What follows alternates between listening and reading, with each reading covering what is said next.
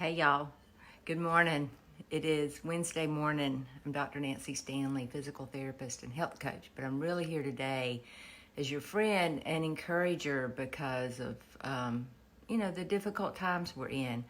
And I am looking out my window right now at some weather I've never seen before. It is so black. Everything's black. There's the tree line, and then there's this space, and then totally black in the sky. But here is something I found in my kitchen this morning. It's been there for 38 years, okay? And here's what it says. God, grant me the serenity to accept the things I cannot change, courage to change the things I may, and wisdom to know the difference. You know, it's so funny that I just noticed this, and it hangs kind of behind my coffee pot. And it was my grandmother's. I got it from her before she died.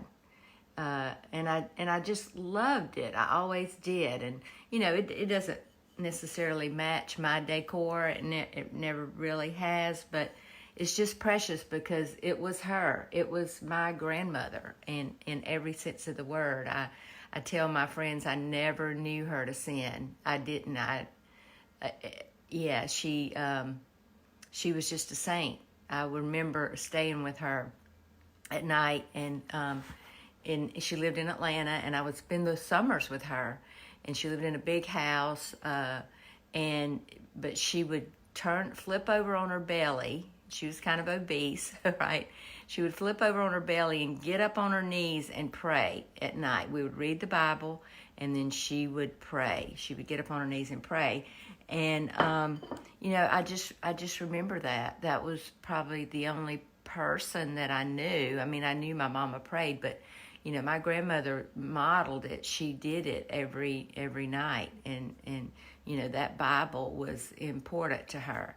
So I want to, hey Melissa, and Teresa and Ann and Teresa Sykes. Okay, so I wanted to talk to you today. So I was reading Psalms 136. I think that's a word to read. All through the chapter. Check it out, Psalms 136. Here's how it goes. The whole chapter, every verse says this. It says, give thanks to the Lord, for he is good. His mercy endures forever. Every verse says that. Give thanks to the God of gods. His love endures forever. Give thanks to the Lord of lords. His love endures forever. Hey, Judy. Hey, Charlene. To him who alone does great wonders, his love endures forever. Who by his understanding made the heavens, his love endures forever. So I would encourage you, after we get off here, just to take that scripture and just read it out loud as a reminder of God's love for us, that he never leaves us.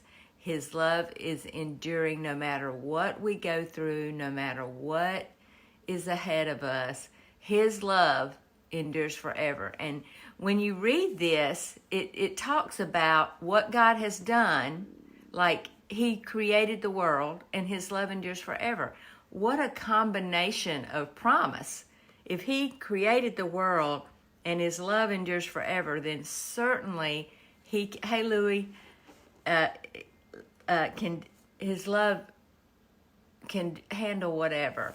I was just listening to Kurt Cameron. He's going to be doing a prayer every morning. I was really impressed. It just popped up on my feed. I don't know if I was on Facebook or Instagram. But anyway, he was talking about fear. And I thought it was so good. And it's a teaching that I've done too. But, I talk about when fear enters, logic leaves. Last night, I had a fearful moment. It was about 9:30. I had done a Facebook Live and exercise video at 7 o'clock. And join me again tonight, and we'll do one again. Just a short little 20-minute workout. And when I got on to check it, it didn't post. And then the next thing I know, I look, and none of my videos, for months, I scroll back, there were none on my phone.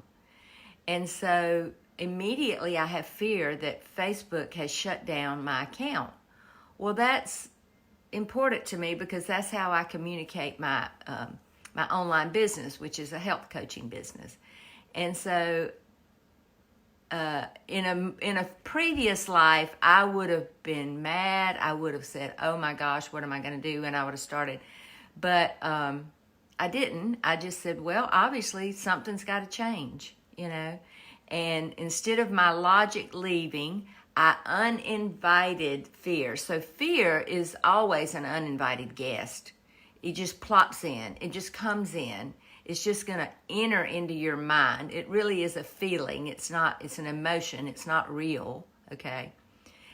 Because fear is always going into the future, and we don't know what the future is. So fear about tomorrow, fear, even looking at that ugly, ugly cloud out there, you know, I don't have any fear because I can't control that. Whatever I would think about it doesn't change it. Now, I can pray. I can do that. And that's what I did. I can pray and I can begin. So remember this. We started off with this. Grant me the serenity. Listen at this. To change the things I can, but to accept the things I cannot change. And there are so many of those. In fact, most things we cannot change. So I hope you have a great day, and I hope you'll go back and read, because you know I said yesterday, one of the ways that we help ourselves the most is reminding ourselves, repeating the story of God's faithfulness. That's how we secure our faith, is repeating what he says. The word. Yes, Charlene, I see your love. Thank you. Kathy, it's good to see you. Michelle. All right, so help yourself by rehearsing and repeating. What are you rehearsing? That's the question I would ask. Are you rehearsing fear? Oh my gosh, what's going to happen? Or are you rehearsing faith? Rehearse your faith. Read Psalms 139. Get a devotional book. Read that. Help yourself. Help yourself by rehearsing what is true and faithful and lovely, and then the peace of God will rule your hearts. I hope you'll go back and listen. Hey, Eve. Hey, Kim. And have a great day.